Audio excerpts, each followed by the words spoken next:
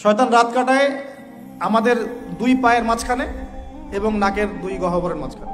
আল্লাহ পাক যদি ফেরেশতাদের মাধ্যমে এই নিরাপত্তা না দিতেন আমাদেরকে জিনরা উড়িয়ে নিয়ে চলে যেত। ঘুম থেকে উঠে সুন্নাহ নাই, ঘুম থেকে উঠে সুন্নাহ হোয়াটসঅ্যাপ চেক করা, কি হলো ফোনের মধ্যে নাকি? ঘুম থেকে উঠে সুন্নাহ চোখ একটু ঘষা, 3 বার মুখটা ঘষা, মুখ থেকে ঘুমের ভাব দূর করা। আলহামদুলিল্লাহিল্লাযী আহইয়ানা বা'দা মা আমাতানা ওয়া ইলাইহিন নুশুর। যদি শেষ রাতে ওঠেন সূরা আলী ইমরানের শেষের 10 আয়াত পড়া, এটাও সুন্নাহ।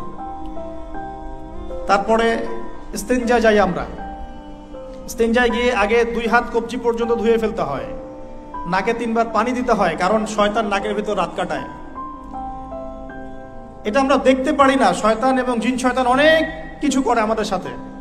তারা আমাদেরকে বদনজর দেয়, তারা আমাদেরকে দেখে, আমাদেরকে ওয়াসওয়াসা দেয়, অনেক কিছু করে, আমরা বুঝতে পারি না। আল্লাহ পাকের ফেরেশতারা, আল্লাহ পাক যদি ফেরেশতাদের মাধ্যমে এই নিরাপত্তা না দিতেন আমাদেরকে জিনরা উড়িয়ে নিয়ে চলে যেত।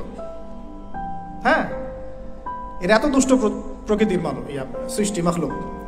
এর মধ্যে ভালো মন্দ আছে, খারাপদের কথা বলছে। তো ওয়াশরুমে যখন ঢুকছেন ওখানেও কিন্তু শয়তান আছে। শয়তান রাত কাটায় আমাদের 2 পায়ের মাঝখানে এবং নাকের 2 গহ্বরের মাঝখানে। ঘুম থেকে উঠে 3 বার নাকে পানি দিতে হয়, আর আগে হাত ধুয়ে নিতে হয়। তারপরে বাথরুমে ঢোকার সময় আমরা ডান পা ইউজ করবো না, আগে বাম পা। বের হওয়ার সময় ডান পা। দোয়া বিসমিল্লাহ আল্লাহুম্মা ইন্নী আউযু বিকা মিনাল খুবসি ওয়াল খাবাইস।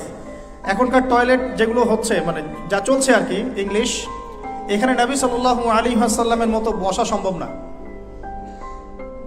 আমি আপনাদেরকে 100% গ্যারান্টি দিয়ে বলছি, এটা আমার ইস্তেহাদ, কেউ আমার সাথে একমত হতে পারে, নাও হতে পারে। ইয়াজুজ আর মাজুজের যত খাসলত আছে না, চরিত্র, এই সব চরিত্র পশ্চিমা বিশ্বের মধ্যে আছে। এটা আমার ফাইনাল স্টেটমেন্ট।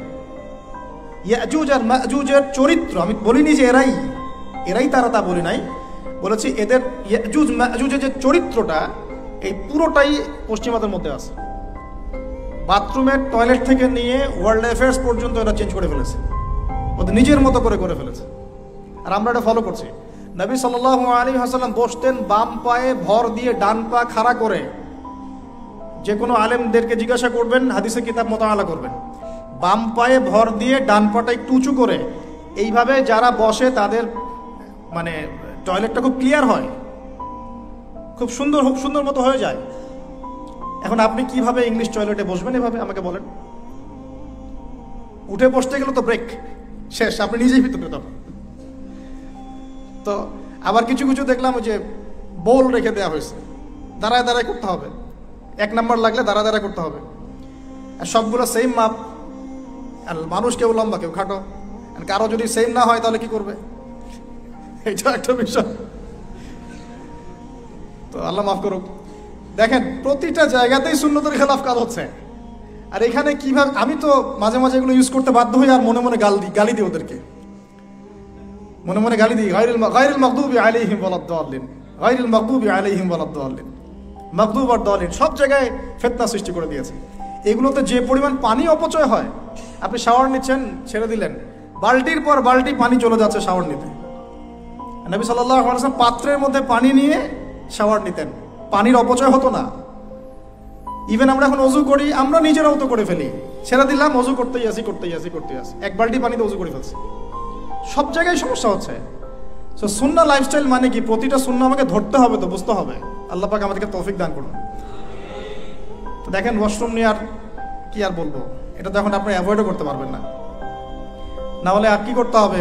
বাগানে চলে যেতে হবে আপনাকে। আরেক সমস্যা, আস্তাগফিরুল্লাহ। তো কেন বললাম? কারণ আমার একটু আগে ওয়াশরুমে যাওয়ার প্রয়োজন ছিল, আমি চাইতে পারি নাই, কারণ এখানে কোনো বাংলা কিছু পাইলাম না, সব ইংলিশ। আর আমার যে কাপড়, এই কাপড় আমাকে নামাজ পড়তে হবে এখন, মাগরিব এশা। আমি সফরে মুসাফির আছি, কাপড় চেঞ্জ করা তো ইজি না আমার জন্য। এখন ওইখানে কতজন ইউজ করে গিয়েছে, ওইখানে বসার পরে আমার এই কাপড় চোপড় পাক থাকবে কিনা, এটা সন্দেহ না? আর আপনারা তো খুব ভালো করেই জানেন, কবরের শাস্তি হয় মূলত 2টা কারণে।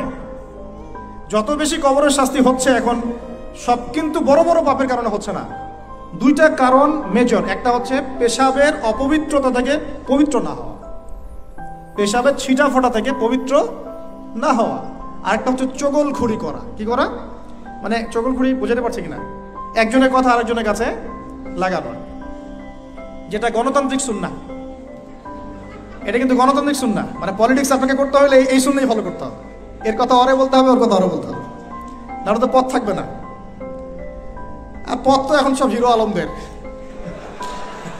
মাশাআল্লাহ। মাঝে মাঝে মনটা চায় যে আমিও দাঁড়াই। এরা যদি দাঁড়াইতে পারে তাহলে আমরা পারি না কেন? কি সমস্যা? পড়াশোনা কি করি নাই কিছুই? অ্যাটলিস্ট ওর তো ভালো বুঝবো। সুবহানাল্লাহ। যাই হোক, ওইদিকে না যাই, না হলে আবার কখন গায়েব হয়ে যায় বলা যায় না। ঠিক আছে, আচ্ছা, আস্তাগফিরুল্লাহ। তো প্রিয় ভাইরা, প্রফিটিক লাইফস্টাইল প্রতিটা জায়গায়, ঘুম থেকে ওঠা, ওয়াশরুম যাওয়া, বের হলাম, বের হয়ে অজু করে ফেলেছেন। এখন অজু করার, যখনই অজু করবেন ওই অজু দিয়ে 2 রাকাত নামাজ পড়ার চেষ্টা করেন। নবীজি যখন জান্নাতে, মেরাজের রাতে জান্নাতে গিয়েছেন, নবীজি সাল্লাল্লাহু আলাইহি ওয়াসাল্লাম বলেছেন, আমি যখনই জান্নাত গিয়েছি, মানে আমাকে যখনই জান্নাত দেখানো হয়, তখনই আমি বেলাল তোমার পায়ের শব্দ শুনতে পারি। সুবহানাল্লাহ। হে বেলাল, তুমি কি এমন আমল করো আমার আগে আগে তোমার পায়ের শব্দ শুনতে পারি? তো বেলাল রাদিয়াল্লাহু আনহু বলছেন, ইয়া রাসূলুল্লাহ, আমি তো আপনি যে আমল শিখিয়ে দিয়েছেন এগুলাই করি, এক্সট্রা তো কিছু করি না। শুধু একটা কাজ আমি করি। কি সেটা? তিনি বলছেন, আমি যখনই অজু ছুটে যায় অজু করি, মানে যখনই ইস্তেঞ্জা করি, অজু ছুটে যায়, অজু করার চেষ্টা করি, ওই অজু দিয়ে আমি 2 রাকাত তাহিয়াতুল ওযু নামাজ পড়ি। নবীজি বলছেন, হয়তো এই কারণেই তোমার এই মর্তবা দেওয়া হয়েছে। সুবহানাল্লাহ। আল্লাহ পাক আমাদেরকে আমল করার তৌফিক দান করুন।